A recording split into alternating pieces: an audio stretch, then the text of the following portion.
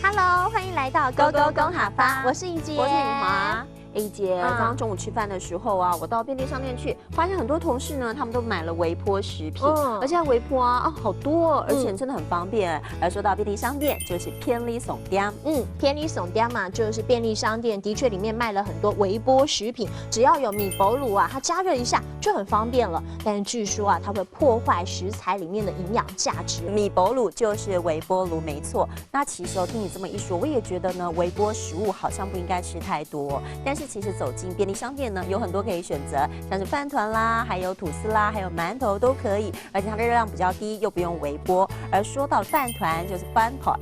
饭团就是饭团的意思，所以今天要教给大家一整句话呢，就是便利商店有卖饭团。这句话应该要说的是便利商店有卖饭团。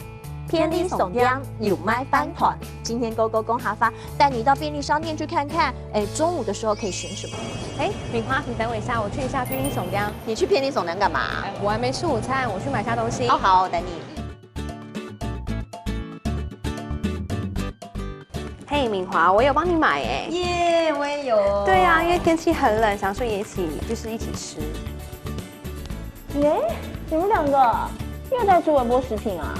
因为到便利商店买这个最方便啊。便利商店啊，虽然里面有米薄炉啊，但是好像听人家讲说米薄炉会破坏食材当中的营养素，还是少吃为妙。那这样到便利商店要买什么啊？我去便利商店就买这种啊饭团，感觉起来不用微波，而且也很健康哎。好吧，就送你们两个喽。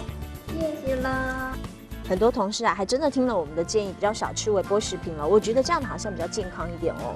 真的有健康的饮食，才有健康的身体哦。我们赶快来帮大家复习今天教的客家话吧。首先要教大家的就是便利商店很方便哦，而便利商店就是便利商店。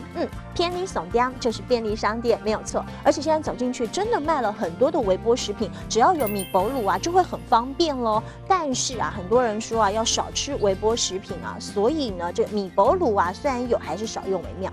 米薄炉就是微波炉了。而其实刚刚也提到了，如果说中午想吃东西又不想吃微波食品的话呢，可以选择像是饭团也不错哦。饭团就是饭团，饭团就是饭团的意思。所以今天要告诉大家的就是便利商店有卖饭团。这句话应该要说的是便利商店有卖饭团。便利商店有卖饭团。今天勾勾公哈发告诉你中午可以怎么样选择吃的才健康。我们下次见。